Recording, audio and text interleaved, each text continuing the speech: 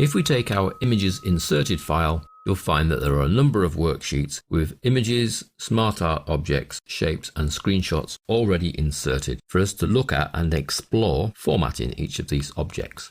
Now when it comes to formatting images, shapes, screenshots, smart arts, we need to select the object we wish to format and it will bring up the relevant context sensitive ribbon. In this case, I've selected an image, we get Picture Tools Format.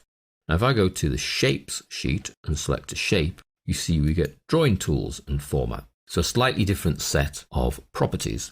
And then if I select the Smart Art, you'll see we get Smart Art Tools, we get a Design ribbon for changing the design of the Smart Art, and then Format for changing its colours, outlines, etc.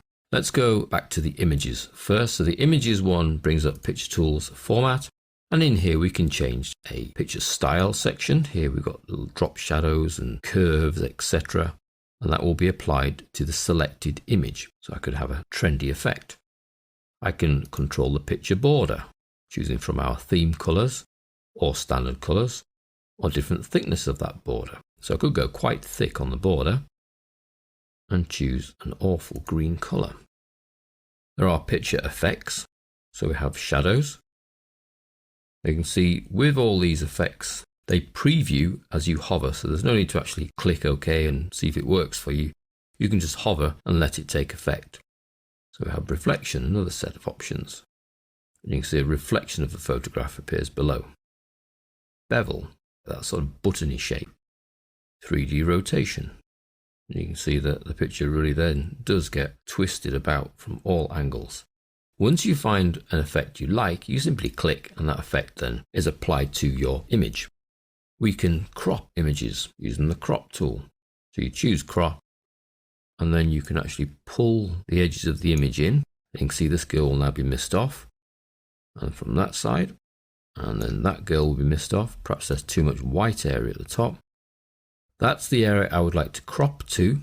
So I then go back up to crop and actually click the crop tool. And my image gets cropped down. Notice how the effects then get reapplied. So I've still got the 3D rotation and the twist on the style. I can rotate my image. Nothing's actually happening to the image until I click OK, but as I move through the options, I get a preview of where we'll be at. We can change color. You can see we've got different levels of saturation. So 0 saturation will take my image down to being black and white, or I can change the color tone, or I can even recolor the image. We could have a bluey effect, like placing a filter in front of the camera lens.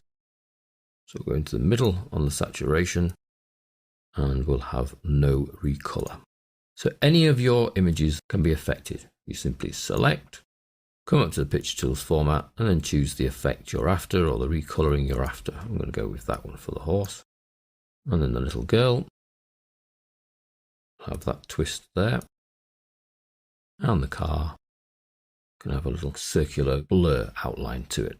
So those picture tools will apply to images you've inserted from your hard drive or from the internet, and also screenshots. Screenshots effectively are classed as pictures. So I could take this screenshot and add an effect, as well as potentially adding a border or the shadowy effects.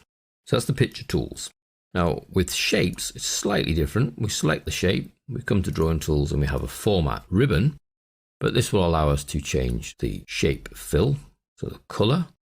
I've got a yellow one there. The outline, so again I can choose some of the colors, and as I move through we get a preview of what's happening.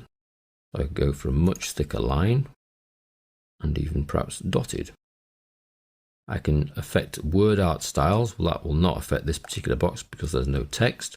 I can actually insert shapes while I've got a shape selected, and I can physically adjust the size. Instead of doing it graphically with my eyes using the corner handles or the horizontal or vertical handle, I can physically change the size here to be exactly what I want it to be. So I want it to be 2 inches high, 2 inches wide. So effectively it's a square. Now the Smart Art graphics also have their own ribbon. They have a double ribbon. So you select the Smart Art graphic, Smart Art Tools ribbon, and it has a design sub ribbon for changing the layout, which we've explored earlier, and then a format ribbon for changing the colors. So for example, here where we have apple as orange, that's driven by the choice of design here. But there's nothing to stop you manually selecting Apple, going to the shape fill and choosing a different colour. So again, pear, I can manually change the shape fill. Strawberries aren't green, they're red, so strawberries, shape fill, and we'll have a bright red. So even though the theme of the design initially controls the colours of your shapes within the Smart Art, you can use the Format sub-ribbon to manually override those options. So each of the graphical objects has their own set of properties. Images, which include screenshots, shapes, and then Smart Art.